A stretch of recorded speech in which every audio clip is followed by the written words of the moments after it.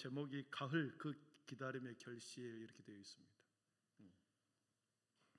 야고보서를 우리가 읽을 때 서로 상반된 시각이 있습니다. 루터라고 하는 종교개혁자 루터와 켈빈은 믿음을 강조했습니다. 오직 의인은 믿음으로 살리라. 구원을 얻는 유일한 조건은 믿음이다. 그래서 오직 믿음, 오직 예수, 오직 영광. 그래서 오직 믿음을 강조했습니다. 근데 이 야고보서는 우리가 읽었다시피 행함과 실천을 매우 강조합니다.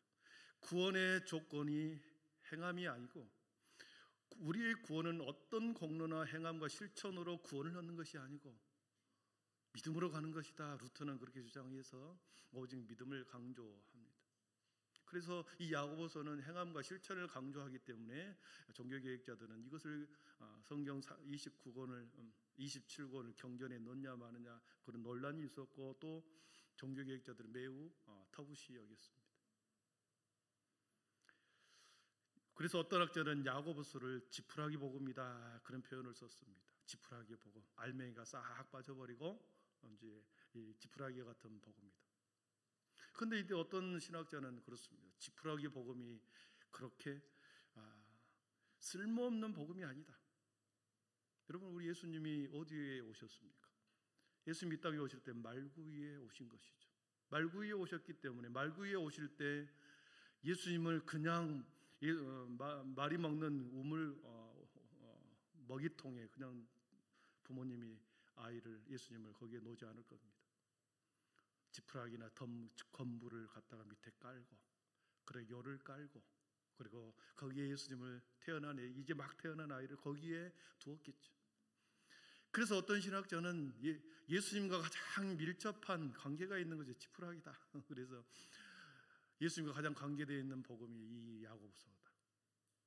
예수님과 가장 가까이 있는 복음이 오히려 야고보서다. 그래서 야고보서는 서로 상반된 시각이 있죠.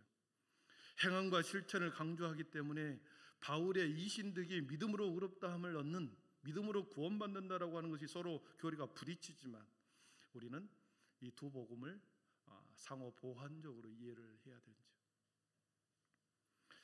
우리 내면에 저와 여러분의 내면 속에 믿음이 있다. 내가 누구를 믿는다. 예수님을 믿는다. 예수님의 가르침을 따르는 자다. 이 믿음을 어떻게 증명해낼 수 있겠습니까? 입으로만 나 믿는다 하고 돌아다니면 믿는 겁니까? 진짜 믿는 사람은 뭘로 나타납니까? 행함으로 나타나게 되어 있죠. 행실로 나타나게 되어 있습니다. 우리의 삶의 실천으로 나타나게 되어 있습니다. 너무나도 구원의 은혜가 큰 구원의 은혜를 내가 받았기 때문에 이것을 내가 주체할 수 없어 어떤 형태로든지 실천으로 이렇게 나가게 되어 있는 거죠. 그래서 믿음을 증명하기 위해서 기도의 자리를 사모하게 되어 있습니다. 예배의 자리를 사모하게 되어 있습니다. 주님 앞에 드리는 것을 아까워하지 않습니다.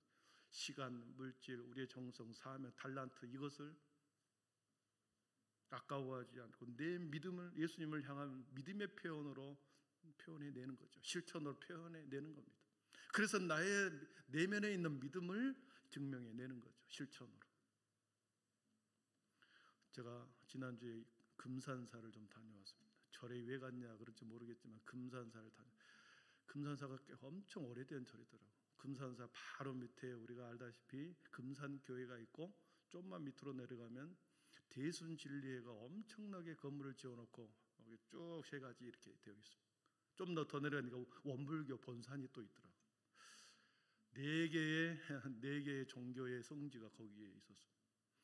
근데 거기 안에서 이제 그 스님이 금산사 절 안에 스님이 목탁을 돋으면서 사람 이름을 계속 부르더라고요. 누구 하면서 아마 거기서 우리로 말하는 헌금한 사람 이름을 계속 불러주는 것 같아요.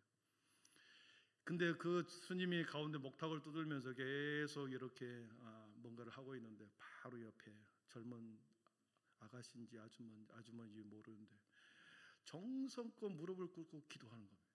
일어났다 기도하고, 그 옆에서 계속 목탁을 두드리면서 스님이 그러고 있을 때 그 여인이 일어서 계속 일어났다 앉았다 하면서 절을 하는 걸 보았습니다. 그 사람 부처를 믿기 때문에 그런 행동으로 실천으로 나가는 거죠. 거기서 많은 도전을 받았습니다. 영원한 죽음의 길을 걸어가는 사람도 저렇게 정성껏 절을 하고 목탁을 두들면서 아주 요동함이 없이 이렇게 그렇게 그 불전 아래에서 이렇게 하는 것을 보았습니다. 저와 여러분의 모습은 어떻습니까? 예배 자리 일주일에 한 번이니 두 번이니 세 번일지는 모르지만 우리가 예수님을 믿는다고 하고 예수님의 가르침에 대한 순종의 사람, 예수님의 제자라고 하는데, 내가 믿음을 갖고 살아간다고 하는데, 구원이라고 하는 엄청난 이러한 은혜를 받았는데 여러분 어떻습니까? 오늘날 성도들에게 가장 필요한 말씀은 이 야고보서 말씀입니다. 예수님에 대한 믿음, 천국에 대한 소망, 그리고 영생에 대한 믿음이 있다고 한다면, 어떤 형태로든지 그 믿음이 정말로 천국에 대한 소망이 있는 믿음이 있다고 한다면 우리가 예배를 드리는 것을 그렇게 간단하게 생각하지 않을 겁니다. 찬양을 건성으로 부르지 않을 것입니다. 그렇게 찬양 인도할 때 보면 앞에서 인도하시고 열심히 인도합니다. 함께 이 찬양을 하는 것은 모두가 한 목소리로 하나님의 이름을 찬양하는 거죠. 잘하고 못하고가 아니라 앞에서 하는 사람들 모습을 보러 오는 것이 아니라, 구경하러 오는 것이 아니라 전심으로 내 마음을 담고, 가사에 내 마음의 기도를 담고, 고개에 내 마음을 담고 찬양을 하는 겁니다.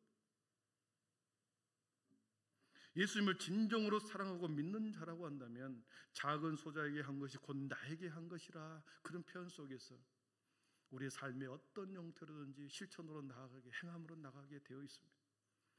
내 신앙이 믿음으로, 믿음의 생활, 그리고 믿음이 좋다라고 입으로 표현을 했다고 하는데 매우 인색하다.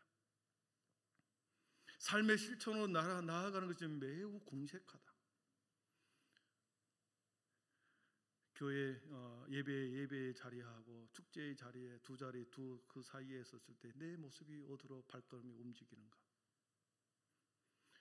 예배의 자리, 기도의 자리에 그 믿음을, 내가 내 마음속에 있는 믿음을 그렇게 겉으로 표현하기에는 예배 자리를 매우 소중합니다. 세상의 어떤 자리보다도 우리가 예배 자리를 소중하게 이렇게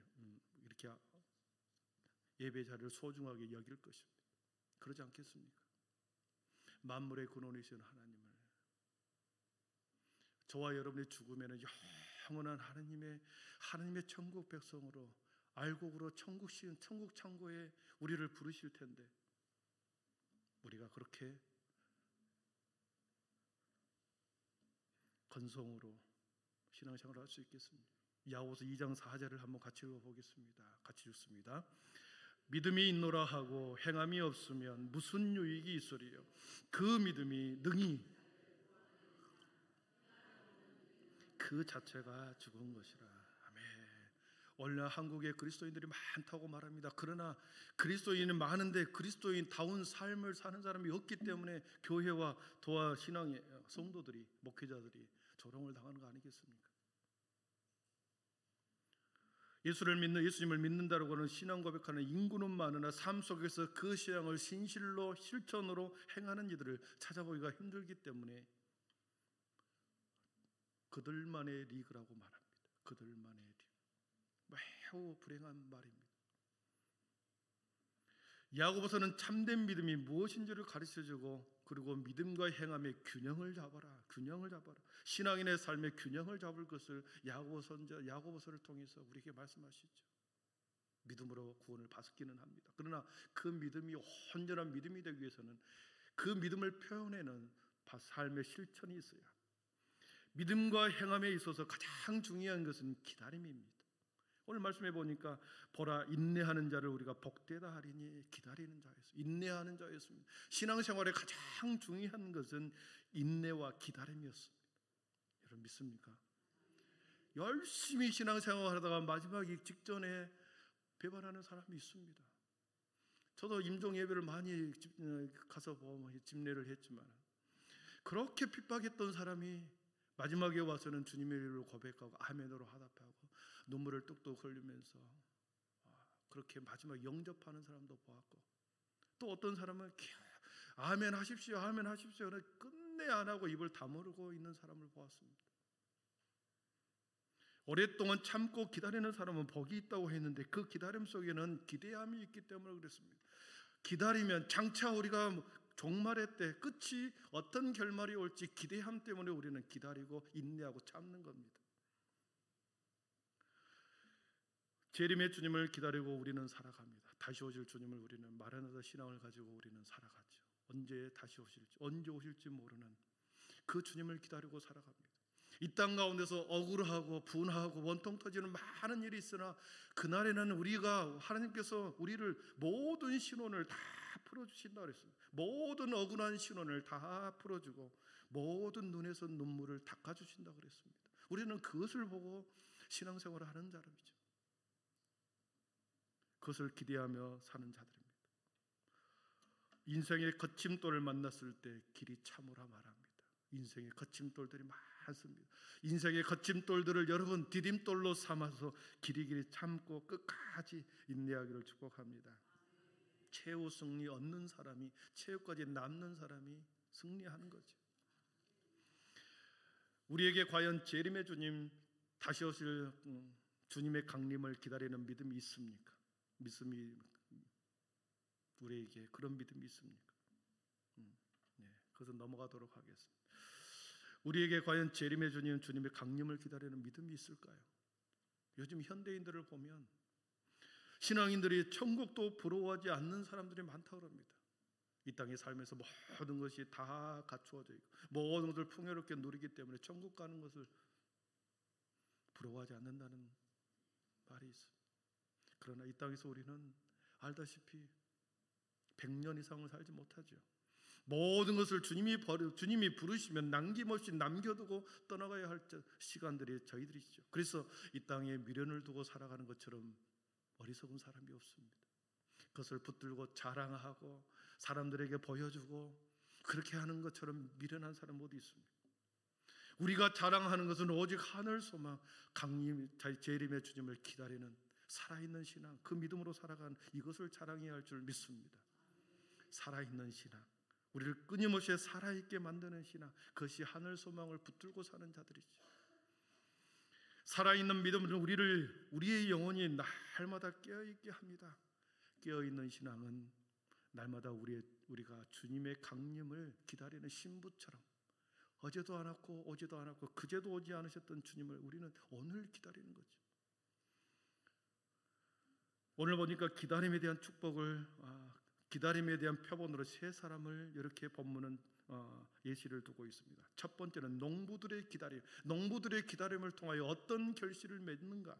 7절을 한번 보겠습니다. 7절 같이 한번 읽어봅니다. 그러므로 형제들아, 주께서 강림하시기까지 길이 참으라. 보라, 농부가 땅에서 귀한 열매를 바라고 길이 참아 이른 비와 늦은 비를 기다리라니. 그렇습니다. 농부가 오랫동안 봄, 여름, 가을이 올 때까지 기다리는 이유는 귀한 열매를 바라고 참는 것입니다. 봄에 싹이 안 난다고 끄집어 올려버린다. 여름에 열매를 맺지 않는다고 따버린다. 잘라버린다. 가을을 기다리지 못하고 열매를 맺지 않는다고 여름에 잘라버린다. 빨리 크지 않는다고 그냥 뽑아버린다. 더 키우겠다고 뽑아버린다. 어떻게 했습니까? 열매를 맺을 수가 없겠죠. 여름을 지나야 하고 봄을 지나야 하고 가을에 무르익어야 열매가 맺는 거 아니겠습니까? 귀한 열매를 바라고 길이 참는다. 농부는 이른 비와 늦은 비를 기다립니다. 계속해서 귀한 열매를 맺어가기까지 과정 속에서 이른 비와 늦은 비를 계속 기다립니다.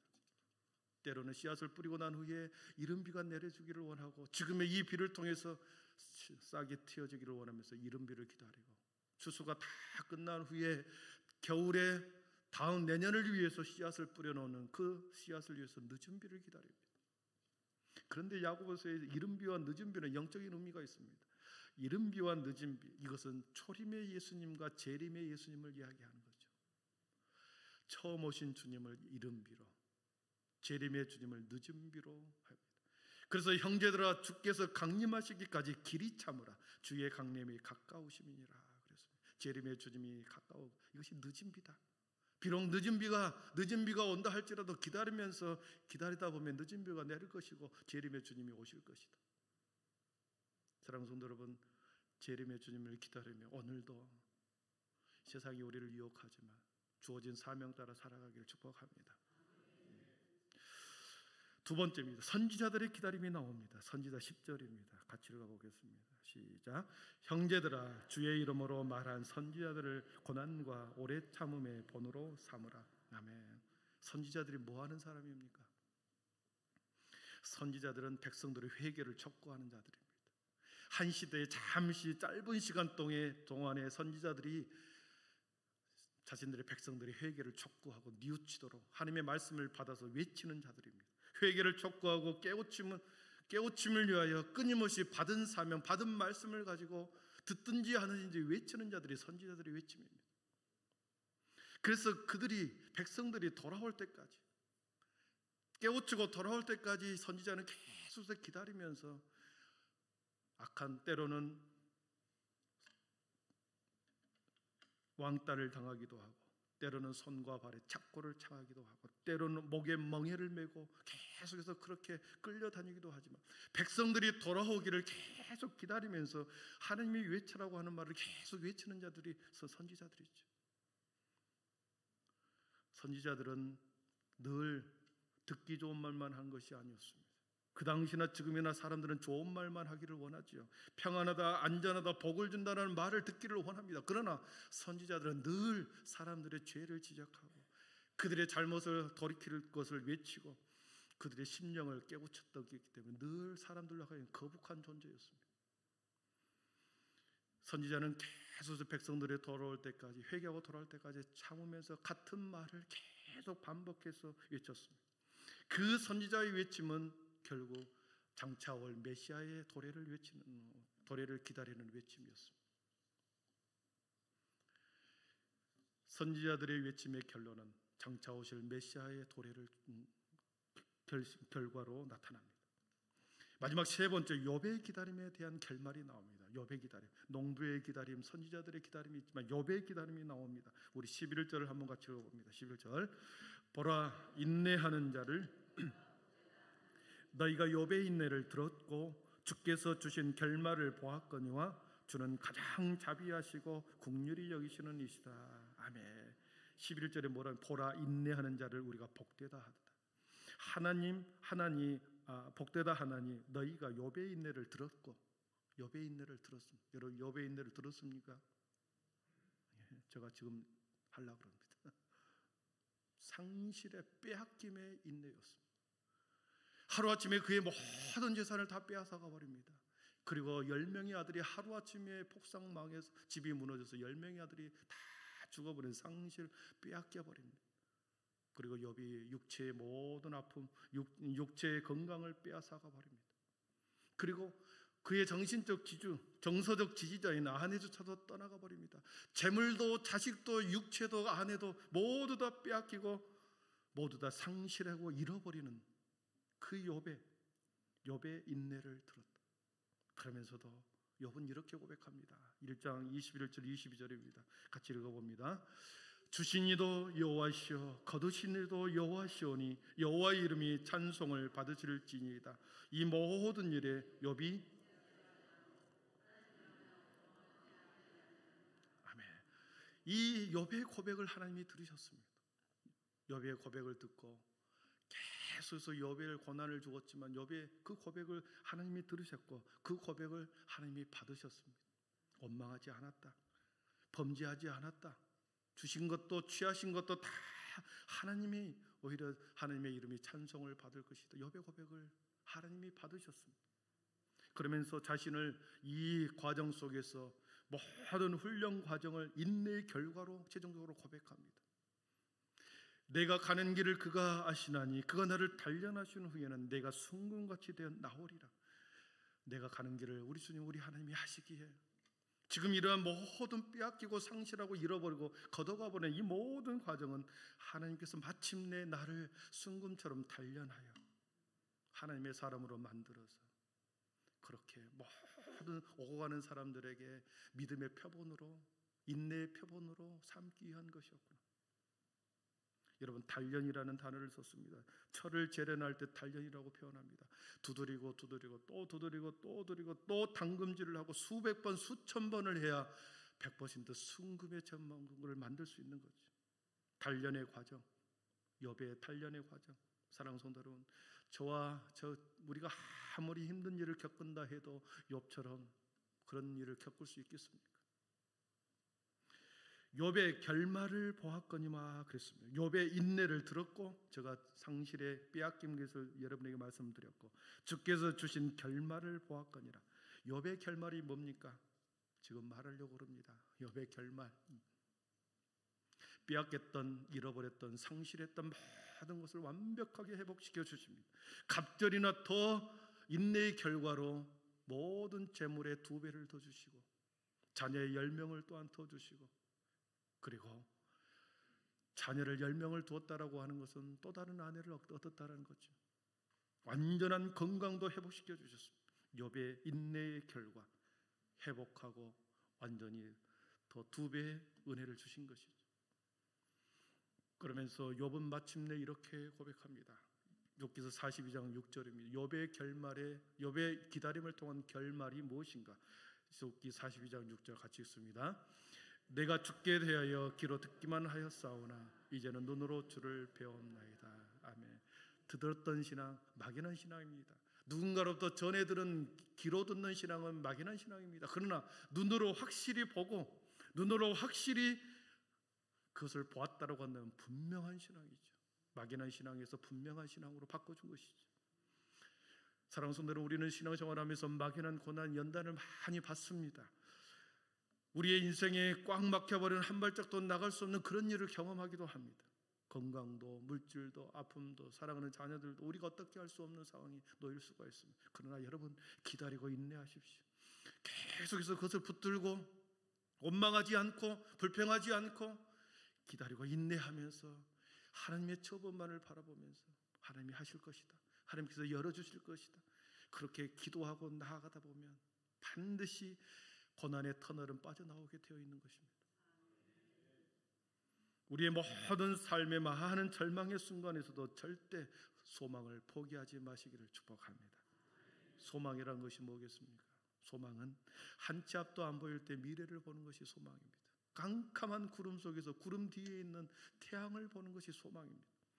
오랜 기다림, 더 멀리 뛰기 위한 한 발짝 물러섬이 기다림입니다. 기다림은 낭비의 시간이 아니라 미래를 위한 도약의 시간인 것입니다. 움츠리고 있다가 기다리고 있다가 움츠리고 있다가 힘을 축적하고 있다가 믿음을 축적하고 있다가 튀어나가는 것이죠. 기다림은 꿈을 연결게 합니다. 기다림은 농부들로 하여금 귀한 열매를 얻게 합니다. 기다림은 욥의 인내를 통하여 갑절의 축복을 얻게 하셨습니다. 기다림은 선지자를 통하여 메시아의 출현을 도래하게 했습니다. 사랑하는 성도 여러분, 우리가 깨어서 남아있는 시간이 언제일지는 모르나 농부의 기다림으로 인내하고 끝까지 하늘 소망 가운데 주님이 걸어가신 그 길 함께 걸어가기를 축복합니다. 기도하겠습니다.